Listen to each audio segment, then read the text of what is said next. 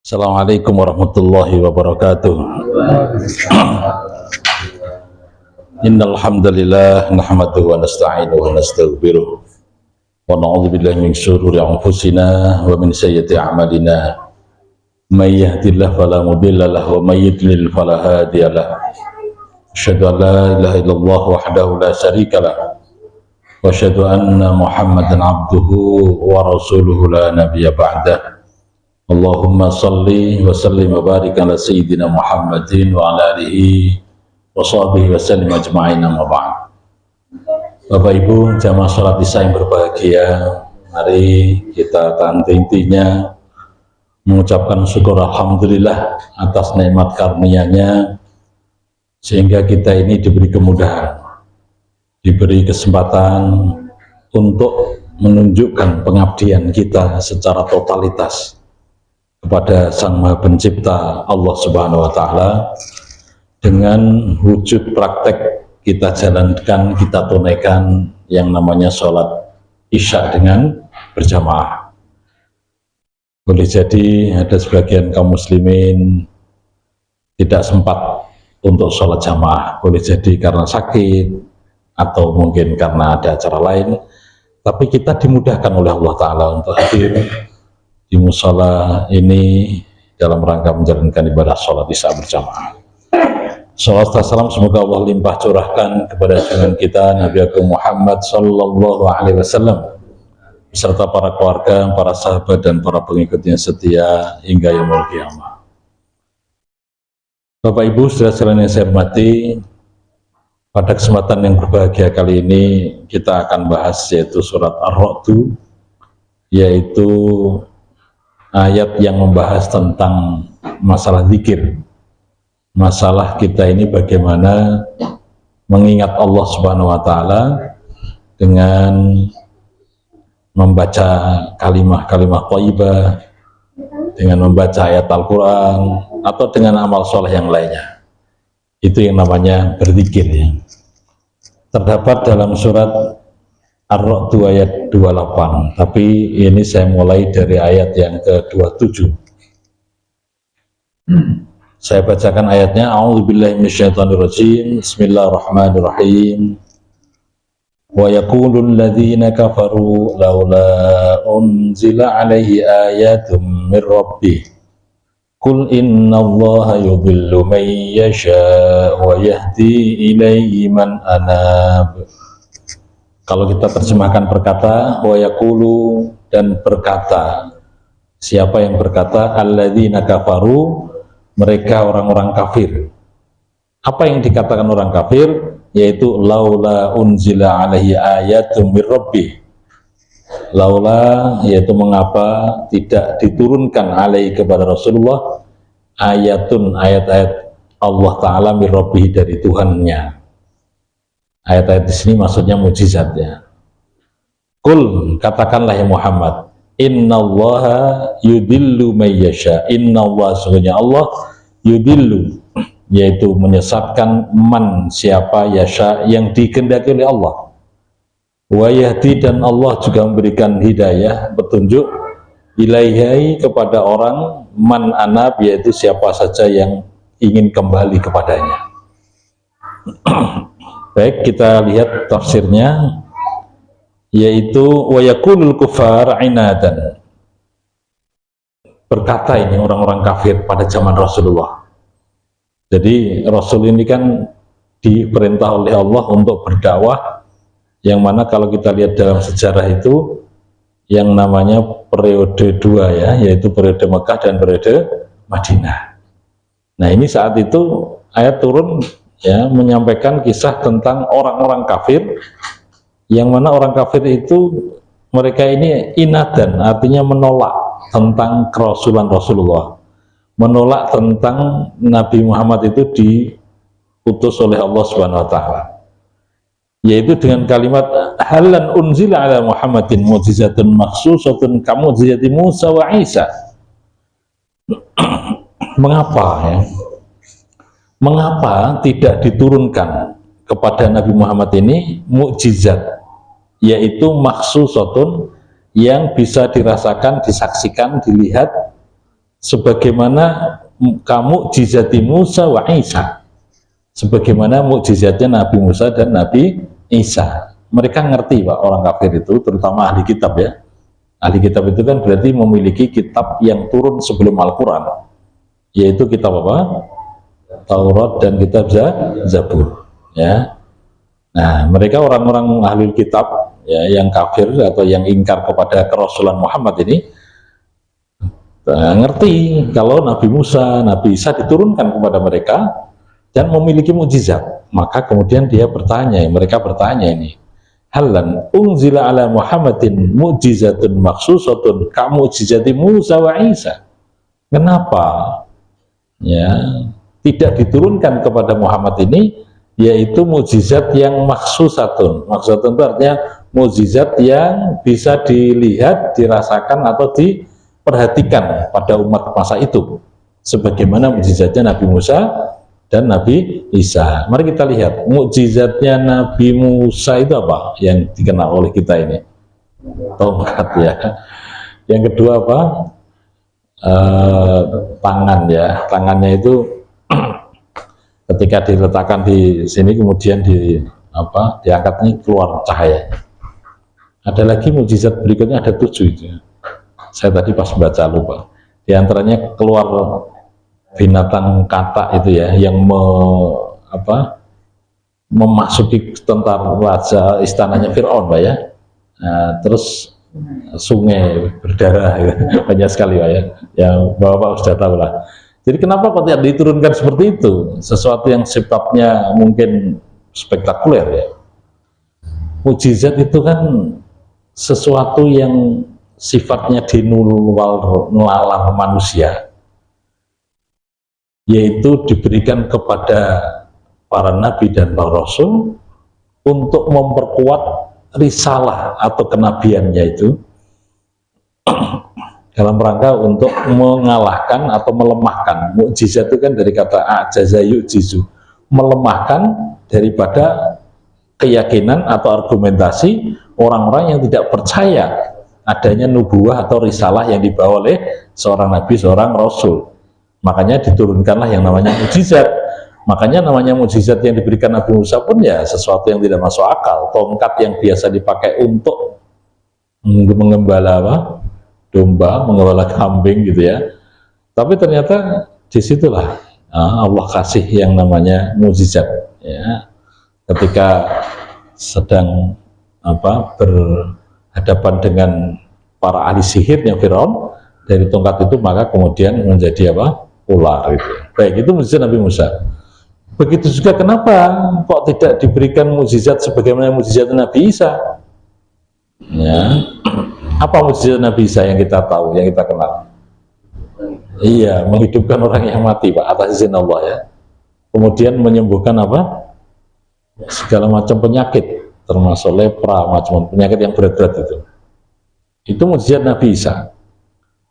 Ya, bahkan ada lagi mukjizat Nabi Isa ini diantaranya mengetahui, ngerti, walaupun beliau berada di luar rumah, kemudian ketika ada umatnya itu menyimpan sesuatu yang ada di almari, terutama makanan ya, itu ngerti itu Nabi Isa alaihissalam gitu ya, itu namanya mukjizatnya Nabi Isa seperti itu Pak ya. Ya, dan lain sebagainya. Sehingga orang-orang kafir yang tidak percaya tadi kepada Rasulullah SAW bertanya, ya, kenapa ini Nabi Muhammad ini yang mengaku dirinya Nabi Muhammad ini kok tidak diturunkan mukjizat-mukjizat sebagaimana Nabi Musa dan Nabi Isa? Maka Allah katakan kepada Nabi Muhammad, "Qul, katakanlah ya Muhammad." Ayatnya mengatakan, "Innallaha yudhillu may yasha." Sesungguhnya Allah itu ya menyesatkan kepada orang yang dikehendaki oleh Allah. Dan Allah pun juga bisa memberikan hidayah, petunjuk bagi orang yang ingin kembali kepada ajaran yang benar. Ya, mari kita lihat tafsirnya itu. Jadi memang Allah itu sangat kuasa dalam memberikan petunjuk atau hidayah maupun tidak memberi petunjuk. Qul, katakanlah lahum kepada mereka yang Muhammad, Innallaha, sesungguhnya Allah, yudillu, memberikan apa, menyesatkan, man, kepada siapa orang, yasha, yang dikehendaki oleh Allah, minal mu'anidina, yaitu dari orang-orang yang ingkar, orang yang kafir, orang yang tidak taat, atau orang yang jauh ya anil hidayah, dari hidayah. Wala tanfa'uhul mu'jizat, dan tidak ada lagi ya, manfaat walaupun diturunkan yang namanya mukjizat. Jadi maksudnya begini Pak, Allah memberikan penjelasan kepada Rasulullah, ya Muhammad, nggak ada manfaatnya itu kalau misalnya turun mukjizat kepada mereka. Ya, mereka tetap tidak mau beriman, tidak mau mengimani apa yang disampaikan oleh baginda Rasul. Jadi tidak ada manfaatnya itu nanti kalau mukjizat. Saya baca di riwayat yang lain, kitab tafsir Ibnu Katsir itu, Nabi kita ini diberi penjelasan oleh Allah, yaitu kalau seandainya diturunkan mukjizat, sementara mereka tidak percaya, itu kemudian Allah turunkan yang namanya azab, yang mana siksaan atau azabnya itu istilahnya beratnya itu belum pernah diberikan pada orang sebelumnya. Nah, sehingga Rasulullah saat itu dengan penuh kasih sayang minta kepada Allah, nggak usah diberikan mukjizat yang sebagaimana Nabi Musa maupun Nabi Isa, gitu kan.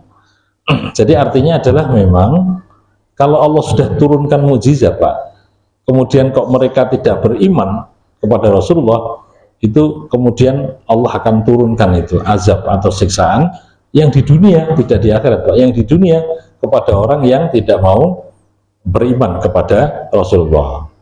Sehingga Rasul saat itu ya memahami tidak harus diturunkan mukjizat sebagaimana Nabi Musa, Nabi Isa.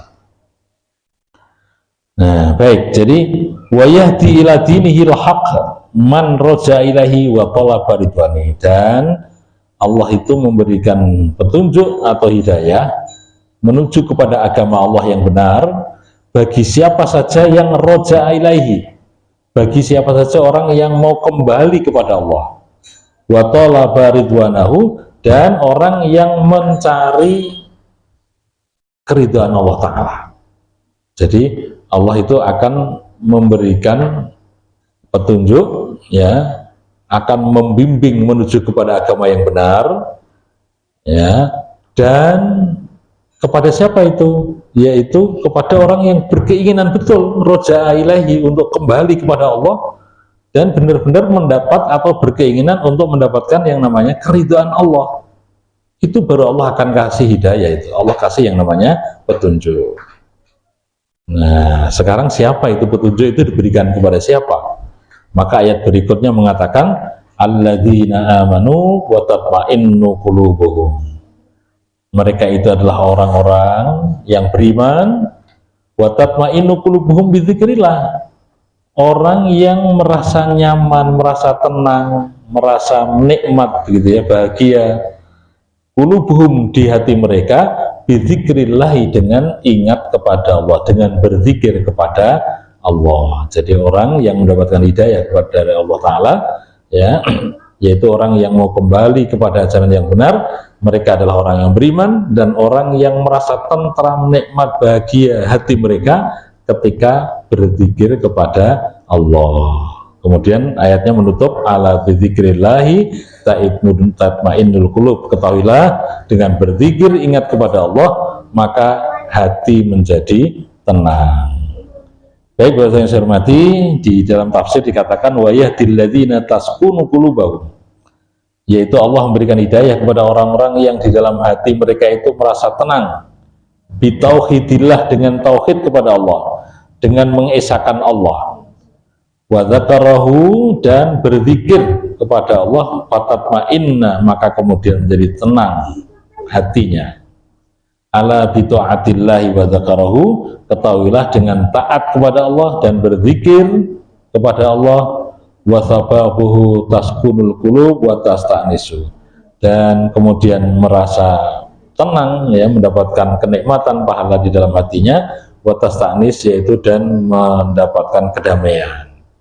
Jadi Bapak Ibu yang saya hormati, dengan berzikir, ya, maka hatinya menjadi tenang. Dengan berzikir, ya, maka hatinya menjadi tentram dan penuh dengan kedamaian.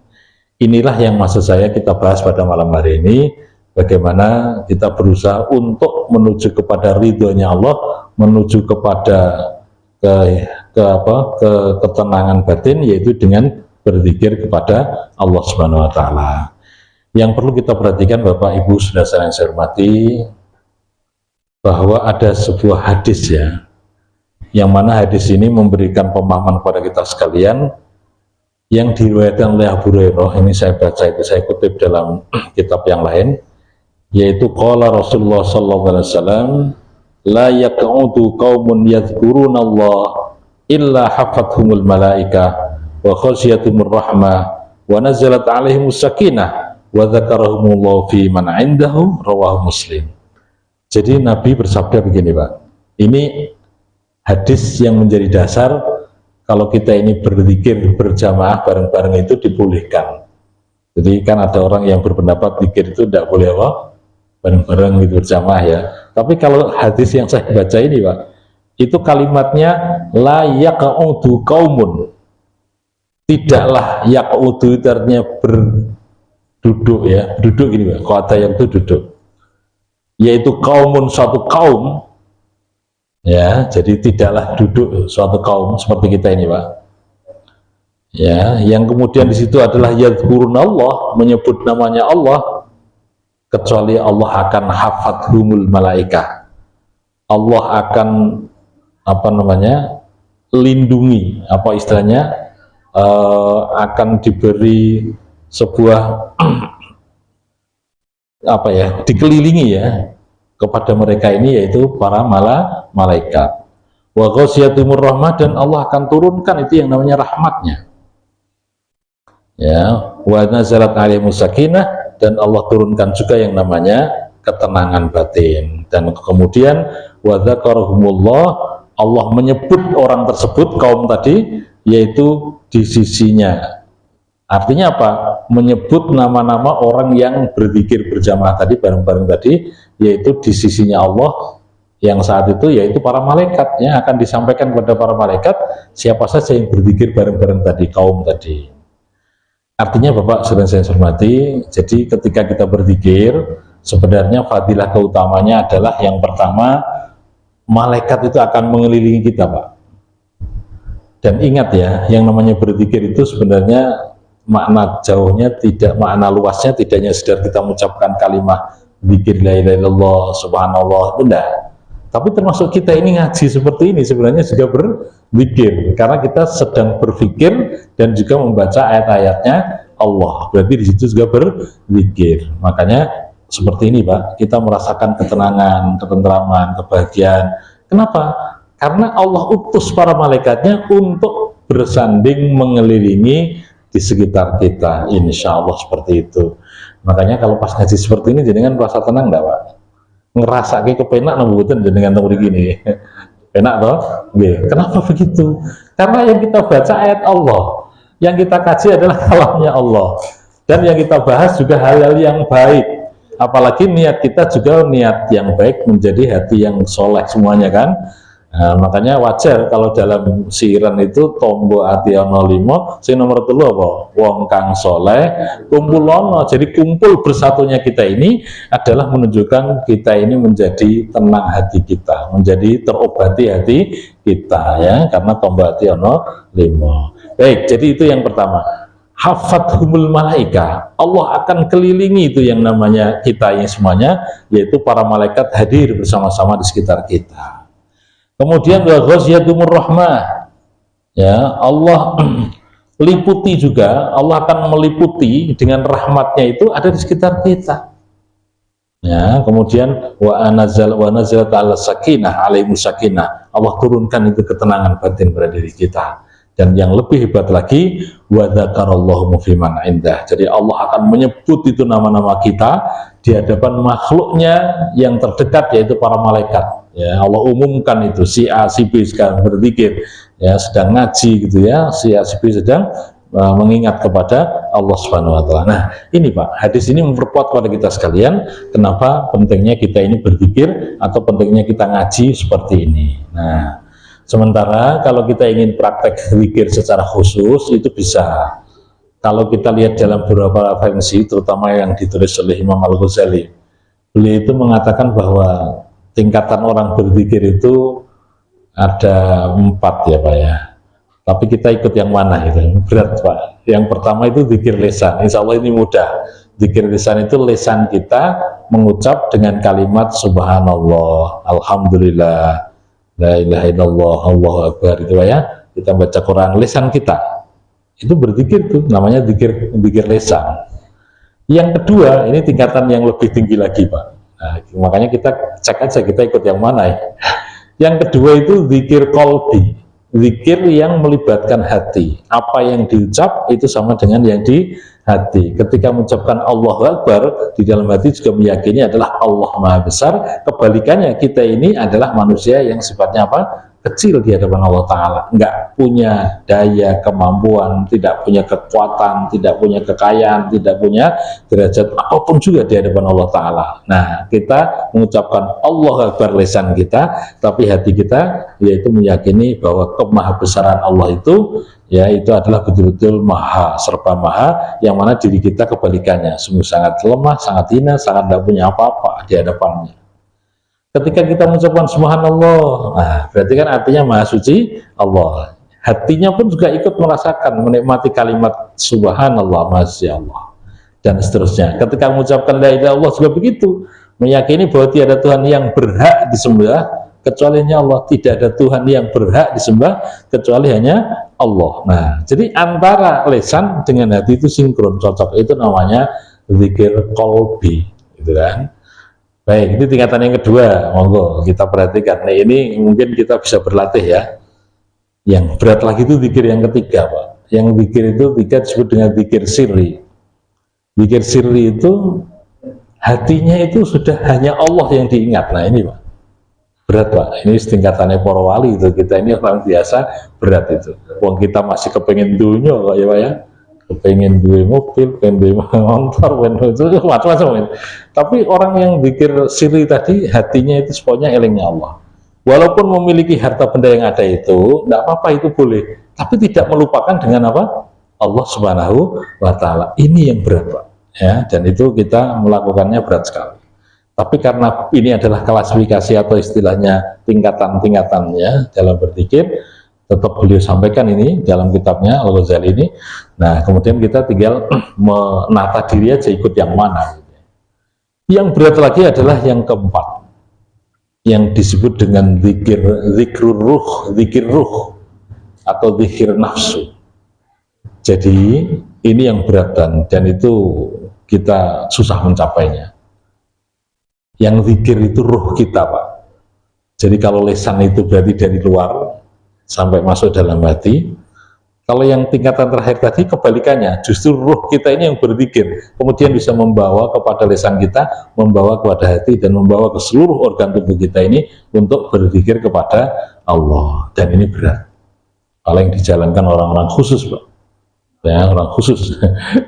Tapi kita harus berlatih, minimal ya sampai tingkatan kedua lah, antara lisan kita dengan hati kita itu nyambung apa yang kita lafadzkan, apa yang kita zikirkan. Ya, tapi kalau sudah pada tingkatan yang ketiga, keempat itu memang sudah luar biasa. Ya, tapi yang jelas Bapak Ibu yang saya hormati, kita tetap berusaha, ya, tetap bagaimana nanti membiasakan utamanya adalah afdhalu dzikri fa'lam annahu la ilaha illallah. Sebaik-baik berzikir yaitu dengan ucapan kalimat apa Pak? La ilaha illallah. Makanya pungkasane hidup, ucapan yang terakhir kita ucapkan di akhir hayat sebaiknya nanti adalah kalimat ini Pak, yaitu kalimat apa? La ilaha illallah. Karena itu menjadi miftah, kunci, miftahul jannah, la ilaha illallah, miftahul jannah, la ilaha illallah. Kuncinya surga kalimat la ilaha illallah. Jadi kenapa orang Arab pada saat Nabi diutus saat itu mereka itu menolak mengucapkan kalimat ini Pak? Karena mereka ngerti konsekuensi daripada kalimat ini. Kita aja orang Indonesia nggak memahami makna artinya, sehingga mudah sekali orang mengucapkan la ilaha illallah kadang-kala ya, tapi nggak sesuai dengan yang dilakukan. Maksudnya apa? Kita lihat ada beberapa orang kadang-kala mengucapkan syahadat hanya untuk berislam sebentar, tahu-tahu keluar lagi dari Islam. Ada Pak yang model begitu ya? Ada juga itu, hanya coba-coba aja ya. Orang Arab pada saat itu zamannya Rasul tidak mau itu mengucapkan la ilaha illallah padahal sederhana begitu ya, karena ngerti konsekuensinya. Konsekuensinya apa? Kalimat la ilaha illallah itu kan berarti ada kalimat an-nafyu. An-nafyu itu artinya peniadaan. Itu menjadi rukunnya la ilaha illallah, Pak. Jadi kalau kita wudhu, sholat itu kan ada syarat, ada rukunnya ya. Pengucapan la ilaha illallah itu ada syarat rukunnya juga. Jadi kata-kata kalimat la ilaha illallah itu ada dua, Pak. La ilaha itu bersifat an-nafyu, berarti peniadaan. Tidak ada Tuhan yang berhak disembah. Berarti semuanya itu tidak ada Tuhan. Semuanya harus disirnakan, dihilangkan. Kesyirikan ya, kepercayaan selain Allah itu dihilangkan semuanya. Nah, kemudian illallah itu al-isbat. Al-isbat artinya penetapan, yaitu hanya kepada Allah lah kita ini menyembah, gitu kan.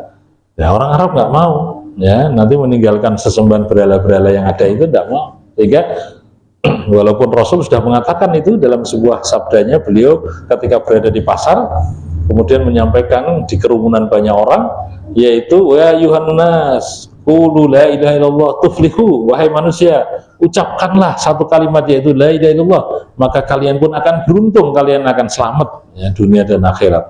Tapi yang beriman, yang percaya, yang mengucapkan la ilaha illallah itu hanya beberapa orang saja, yang lainnya mengingkari. Karena apa? Ngerti konsekuensinya ya. Konsekuensinya berarti meninggalkan sesembahan selain Allah, meninggalkan semua aktivitas yang selama ini sudah dilakukan oleh mereka dalam dunia jahiliyah, kemudian hijrah menuju kepada syariat Islam yang dibawa oleh baginda Rasul. Nggak mau mereka ya, nggak mau mereka. Nah, jadi Bapak Saudara yang saya hormati, itu adalah kalimat zikir yang harapannya kita ini harus latih terus, Pak, la ilaha illallah ya. Jadi la ilaha illallah itu dibaca, dilatih terus ya, karena kalau sudah latihan terus, minimal nanti kunci yang sudah kita apalkan tadi itu sampai terbawa di akhir hayat. Ketika nanti kita sudah waktunya diambil ajalnya oleh Allah Subhanahu wa taala, maka nafas kita terakhir kita sempatkan untuk mengucapkan kalimat thayyibah, yaitu la ilaha illallah. Ini penting sekali. Nah, sehingga Bapak Saudara yang saya hormati, kenapa zikir ini selalu kita ucapkan supaya hati kita tenang. Ya, maka ala bidzikrillah tatmainnul qulub, ketahuilah dengan berzikir, ingat kepada Allah, maka hati menjadi tenang. Ayat berikutnya, alladzina amanu wa amilus solihati tuba lahum wa husnu ma'ab. Alladzina amanu, dan orang-orang yang beriman, wa amilus solihat, dan orang-orang yang beramal soleh, tuba lahum, maka akan mendapatkan kebahagiaan bagi mereka, wa husnu ma'ab, dan akan mendapatkan tempat di akhir nanti, yaitu tempat yang paling baik, yaitu surganya Allah Subhanahu wa ta'ala. Alladzina saddaqu billah, tafsirnya alladzina saddaqu billah wa rasuluh, yaitu orang yang percaya, yakin kepada Allah dan Rasulnya, wa amilul amali sholihat, dan orang yang beramal dengan amal solehnya, maka lahum, bagi mereka adalah farhun, yaitu kebahagiaan, wa qurratu ain, dan satu yang disebut dengan sedap dipandang mata, begitu indah eloknya orang tersebut ya. Wa halat thayyibah, dan akan mendapatkan keadaan kondisi yang baik. Wa marji'u husnu ila jannah Allah wa ridwan, dan akan dikembalikan kepada tempat yang terbaik, yaitu surganya Allah penuh dengan keridhaannya. Nah, jadi Bapak sekalian saya hormati, ayatnya adalah alladzina amanu wa amilus sholihat, orang yang beriman dan orang yang beramal soleh. Kalau tadi adalah alladzina amanu, kemudian wa tatmainnu qulubakum bidzikrillah. Jadi artinya ini yang terakhir adalah orang beriman dan beramal soleh. Ingat Bapak Ibu yang saya hormati, iman itu sebenarnya kalau Rasul sabdakan definisinya loh Pak ya, pengertiannya lengkap itu oleh Rasul katakan itu. Apa? Tasdikun bil qalbi wa qaulun bil lisani wa amalun bil arkani. Artinya begini, membenarkan di dalam hati, mengucapkan dengan lisannya dan melakukan dalam sebuah perbuatan. Perbuatannya itu pun berdasarkan dengan iman. Nah, lisannya itu mengucapkan syahadat tadi, Pak. Ya, asyhadu an la ilaha illallah wa asyhadu anna muhammadar rasulullah. Jadi hatinya mengimani, lisannya yaitu mengucapkan keimanannya dengan syahadat tadi, kemudian perilakunya, gerak-geriknya itu mencerminkan orang yang beriman. Itu sebenarnya iman yang lengkap itu definisinya seperti itu. Maksudnya apa? Kalau kita ini sudah beriman ini, Pak, ketika kita bertetangga pun juga mencerminkan orang yang beriman. Ketika kita bekerja di satu tempat, ya, pekerjaan di mana kita bekerja juga mencerminkan orang yang beriman. Ketika kita bersanding dengan keluarga, ya, dengan istri, dengan anak-anak, dengan suami, dengan anak-anak, itu pun juga mencerminkan orang yang beriman, gitu ya. Ketika kita ini bermasyarakat juga mencerminkan orang beriman. Ketika diamanai dalam sebuah institusi negara atau apapun juga, itu pun juga mencerminkan orang yang beriman. Sebenarnya definisi iman lengkap seperti itu harusnya, gitu kan. Cuma karena kita ini adalah memiliki nafsu, Pak, ya. Nafsu itu kan innan nafsa la ammaratum bisu, kata Nabi Yusuf. Nabi Yusuf ketika digoda sama seorang wanita yang cantik pada zamannya, siapa namanya, Pak? Yang menggoda Nabi Yusuf siapa namanya? Zulaikha.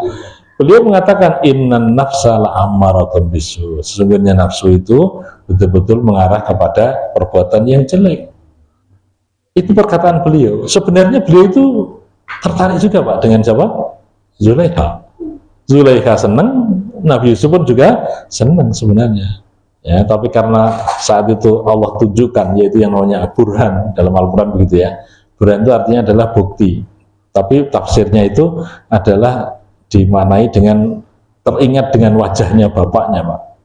Bapaknya Nabi Yusuf siapa, Pak? Bapaknya Nabi Yusuf siapa? Nabi Yakub, ya, Pak, ya. Tapi Nabi Yakub itu adalah bapaknya Nabi Yusuf. Jadi saat digoda oleh Siti Zulaikha itu, Nabi Yakub ingat, Pak, dinampakkan wajahnya Nabi Yakub. Yakub itulah nantinya yang akan menurunkan Bani Israel sekarang itu, Pak, ya. Yakub itu kan punya anak jumlahnya berapa? 12, ya. Ada 2 orang yang beda ibu, ya, yaitu yang namanya Nabi Yusuf dan Bunyamin, ya, Pak, ya. Ya, yang lainnya itu kan ada yang namanya Yehuda, ada yang namanya siapa itu, saya nggak hafal itu. Jadi itu yang nanti menurunkan yang namanya Bani Israel. Jadi Yakub itu punya gelar, Pak, namanya Israel. Israel itu bahasa Ibrani, artinya adalah orang yang disucikan oleh Tuhan itu, Pak. Jadi orang yang disucikan Tuhan. Jadi memang Nabi Yakub itu gelarnya Israel. Nah, anak keturunannya Nabi Yakub maka disebut dengan Bani siapa tadi? Israel. Nah, Bani Israel itu salah satunya ada Yahuda, maka jadi yang namanya Yahudi. Sehingga Yahudi itu, Pak, itu tidak hanya sekedar agama, tapi juga suku, Pak. Dengan kata lain orang di luar Yahudi nggak bisa menjadi Yahudi. Jadi orang Yahudi itu ya keturunan, gitu, Pak. Ya, tapi pemikiran orang Yahudi atau kepintaran kecerdasan orang Yahudi bisa juga ditiru oleh yang lainnya. Ya, tapi mereka itu kan mempunyai keyakinan orang yang dimuliakan atau orang yang kastanya tertinggi kan siapa? Yahudi. Di luar Yahudi berarti di bawahnya Yahudi, gitu kan. Memang dalam ayat Al-Quran itu menegaskan ketika zaman Nabi Musa, Pak, ya, bukan sekarang. Itu dalam Al-Quran surat Al-Baqarah, wa anni faddaltukum 'alal 'alamin, kata Allah itu. Sesungguhnya aku itu memuliakan, yaitu kalian semuanya, wahai Bani Israel, di atas orang-orang yang ada di dunia ini. Itu Allah katakan begitu, ya, Pak. Tapi Bani Israel zamannya siapa? Nabi Musa alaihissalam yang masih beriman kepada Nabi Musa pada saat itu. Nah, sampai turun-temurun sampai zamannya Rasulullah. Kemudian ada yang beriman sama Rasulullah, tapi ada yang tidak. Nah, selisihnya Nabi Musa dengan Nabi Muhammad itu berapa, Pak? Nabi Musa itu abad 2 atau 3 lah, 230 sebelum Masehi. Nabi Muhammad abad ke-5. Selisihnya sekitar 3.000 tahun. Ya, 3.000 tahun, ya. Kemudian kalau Nabi Ibrahim kan kesannya lagi, ya, ya. Jadi kalau Nabi Musa itu, nah, jadi Nabi Muhammad kan abad kelima, betul ya? Kan 500 kelahiran Nabi Muhammad itu apa toh? 571 Masehi, 571 Masehi itu lahirnya Nabi Muhammad. Nah, kalau Nabi Isa kan abad 1 kan, tahun 1, ya 1 Masehi kan. Dan Nabi Musa jauh sebelumnya, gitu. Baik, jadi zamannya Nabi Musa itu memang Bani Israel dikatakan oleh Allah, wa anni faddaltukum alal alamin, aku sungguhnya, wahai Nabi Musa, itu memuliakan kepada kalian semuanya di atas alam semesta, di atas manusia semuanya. Nah, ini kemudian dipegang oleh mereka itu Pak, ya, sampai selain mereka, terutama orang Arab yang ada di Palestina itu ya dianggap apa? Mohon maaf, kastanya yang paling di bawah gitu ya, bahkan dibolehkan untuk dibunuh kan itu Pak ya. Nah, itu kan. Ya, sehingga kalau kita lihat perkembangan geopolitik sekarang itu ya, yang berani dengan Israel ya sekarang baru siapa? Negara mana? Iran. Negara yang lainnya tidak berani. Negara kita wanita Pak. Tidak berani kita ini nggak tahu. Iran sekarang ini Iran, kita nggak melihat apa agamanya, pahamnya apalah gitu kan, itu beda politik, beda apa pemahaman aja. Ya, hanya negara Iran yang berani mengimbangi ya kecanggihan teknologi dalam dunia militer, ya, yaitu satu negara dilawan berapa? 2 negara tuh Pak ya, Israel sama Amerika, masih kuat aja sampai sekarang gitu, masih kuat ya, walaupun pemimpinnya sudah dibantu. Baik, ya itu kalau kita bicara politik Pak ya, tapi saya bukan ahli ke sana, jadi saya nggak bisa komentar tentang itu. Bapak yang saya hormati, jadi intinya adalah bahwa sebenarnya kita ini dengan berzikir hati kita menjadi tenang ya. Makanya dalam ayat yang lain dalam surat Al-Baqarah begini Pak, fadhkuruni adzkurkum waskuruli wala takfurun, Al-Baqarah 152. Maka ingatlah kalian kepadaku kata Allah, berzikirlah kamu kepadaku kata Allah, aku pun akan ingat kepadamu, bersyukurlah kamu kepadaku dan janganlah kamu kufur nikmat, tidak mensyukuri nikmatku. Ini ayat perlu kita pegang ini Pak, dan kita amalkan. Selama kita ingat Allah, maka kemudian Allah akan mengingat kita. Bapak selain saya hormati, jadi ingat kita kepada Allah sekali lagi tidak harus pakai subhanallah, alhamdulillah, itu hanya lesan kita aja. Coba sekarang mulai kita latih untuk memaknai secara batiniah. Asal kita meyakini bahwa Allah itu melihat, menyaksikan kita. Kita meyakini bahwa Allah itu senantiasa membimbing kita, ya, menggerakkan, memberikan ridho kepada kita. Itu sama dengan sudah berzikir sebenarnya Pak. Ya, jadi zikir itu maknanya sebenarnya luas. Kita merasa diawasi oleh Allah saja, kita merasa disaksikan oleh Allah saja, itu sudah berzikir kita. Ingat Allah. Nah, kalau sudah seperti itu, Allah akan ingat kita Pak. Kalau sudah seperti ini Pak, tenang batin kita, jiwa kita, raga kita ini nyaman. Saya yakin Pak, dalam hidup itu betul-betul penuh dengan kebahagiaan. Saat mendapatkan ujian kehidupan, musibah, tetap bahagia. Karena Allah mengingat kita. Kita ingat Allah, Allah pun ingat kita. Kita mendapatkan kesusahan, kita tetap tenang. Tapi justru dengan ketenangan itu Allah kasih solusi, tuh, mudah itu. Ya, insya Allah begitu. Nah, itu namanya ketenangan. Jadi, ala bidzikrillah tatmainnul qulub. Ada satu ayat yang ingin saya sampaikan, Pak. Ini saya khutbahkan tadi di Padang Sari. Surat Al-Anfal ayat 45, begini Pak bunyinya. A'udzubillahi minasyaitonirrajim. Bismillahirrahmanirrahim. Ya ayyuhalladzina amanu idza laqitum fi'atan fadhkuru wadhkurullaha katsiran la'allakum tuflihun. Ayat ini memang berkenaan dengan Rasul, para sahabat saat itu dalam medan pertempuran, Pak. Ya, jadi dikasih kisi-kisi sama Allah Ta'ala. Kalau dalam sekarang itu dunia pendidikan, sebelum ngasih tes ke santri, ke anak, itu ada kisi-kisinya Pak. Kalau dulu kita sekolah kan nggak ada kisi-kisi itu Pak. Anak-anak sekarang itu sekolah itu sudah paling pol kepenak. Karena apa? Sebelum diujikan, itu dikai ngerti sesuk sing metuhi bab iki, kan itu Pak ya, itu namanya apa? Isi soal. Saya pikir kok nggak seperti zaman kita dulu. Kita itu dulu belajar kadang-kadang tesnya guru kita itu ngetes nggak pernah ngandani dulu Pak ya, nggak pernah beritahu. Ujuk-ujuk masuk di kelas langsung ulangan. Wah kan semuanya gendadapan itu ya. Kalau seperti itu sekarang disalahkan Pak. Sekarang itu guru harus apa? menunjukkan dulu apa kisi-kisinya. Kok pinter teman sekarang ya. Dulu zaman kita sekolah, zaman SMA Pak ya, zaman SMP enggak begitu. Guru kita itu langsung ngasih tes gitu aja kadang. Baik. Jadi ini Allah kasih kisi-kisi itu kepada Rasulullah dan para sahabat supaya dalam medan tempur, medan perjuangan itu mendapatkan sebuah kemenangan. Itu di sini katakan, ya ayyuhalladzina amanu, wahai orang yang beriman, idza laqitum, apabila kalian berjumpa dengan sekelompok pasukan musuh gitu ya, maka fathbutu, bertahanlah, bertahan, berteguh hati, tahan ya. Kemudian wadhkurullah, dan ingatlah kepada Allah ya, katsiran yang banyak, la'allakum tuflihun, maka kalian pun akan mendapatkan sebuah kemenangan, keberuntungan. Itu kisi-kisi dari Allah supaya menang. Berarti ketika ada musuh tidak boleh lari dari musuh. Makanya dalam fikih itu kalau lari dalam pertempuran itu orang Islam apa Pak? Dosa besar loh Pak. Sama dengan berzina itu. Tentara Islam kalau dia sudah masuk jadi seorang tentara muslim, kalau bertempur mundur dari pertempuran itu dosa besar itu Pak.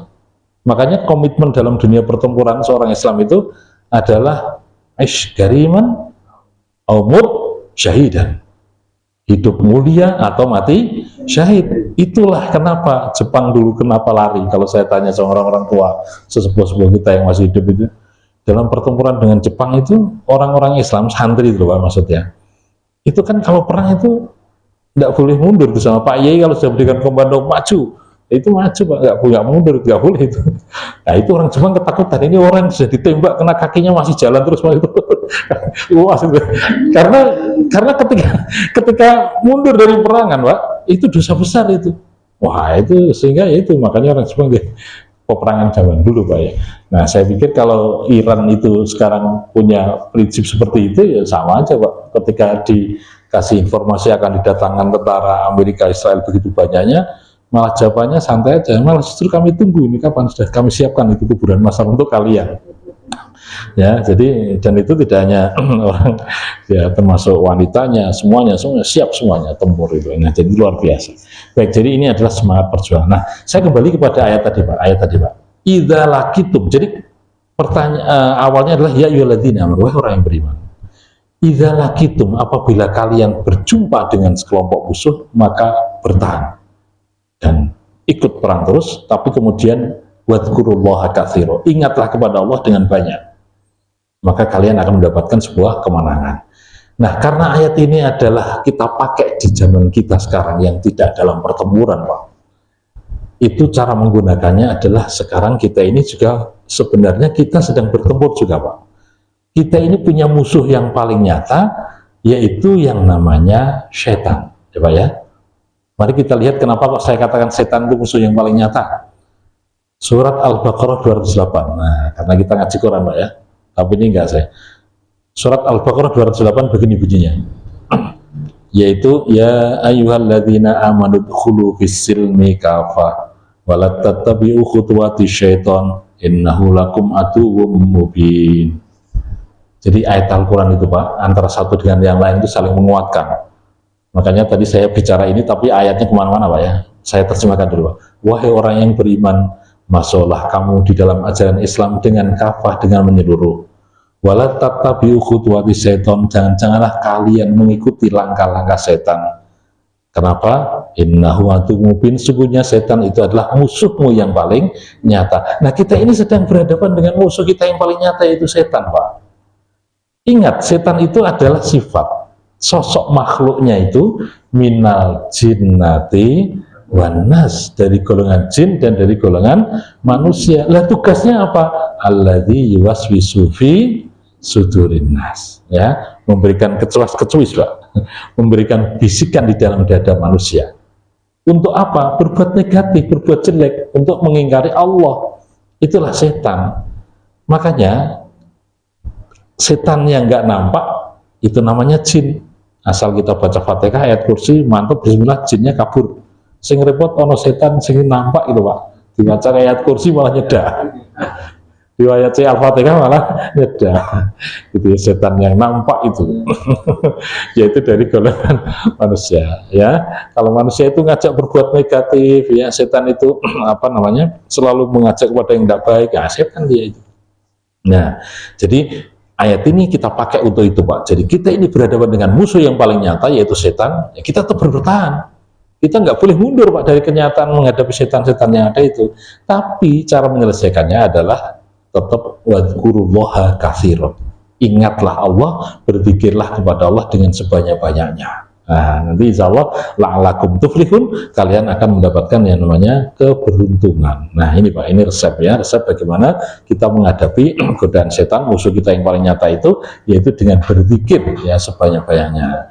Maka silahkan, kalau dalam ayat-ayat yang lain banyak Pak bertebaran, boleh zikir terutama adalah berbanyak di pagi hari dan di petang hari, sore hari ya, sehingga ada zikir pagi di sore hari. Atau kalau kita ini kalau sudah bangunnya gasik gitu Pak ya, sebelum subuh sudah bangun, silakan jalankan sholat apa?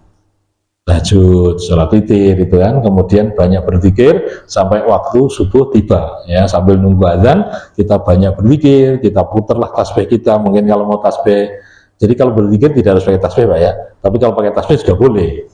Ya, kalau nyamannya pakai tasbih, bacalah istighfar sampai waktu subuh tiba. Ya, kalau waktu subuh tiba, kemudian kita bersama-sama sholat jamaah misalnya gitu ya. Baik, jadi Bapak Ibu yang saya hormati, mari kita semoga kita punya kekuatan ini Pak ya, kemampuan untuk mengarungi samudra kehidupan ini, walaupun banyak godaan setan ya, tapi tetap kita istiqomah berzikir, ingat kepada Allah, sehingga nafsu kita ya, kejelekan kita dalam diri kita itu terbimbing untuk takarub, senantiasa mendekatkan diri kepada Allah Subhanahu wa Ta'ala. Baik Bapak, selain saya hormati, saya kira itu yang dapat saya sampaikan pada pertemuan malam hari ini. Semoga memberikan manfaat bagi kita sekalian. Nanti kita lanjutkan sharing, diskusi atau pertanyaan ya, supaya tambah memahami apa yang kita baca ayat ini. Terima kasih, semoga ada manfaatnya. Kurang lebihnya minta maaf. Assalamualaikum warahmatullahi wabarakatuh.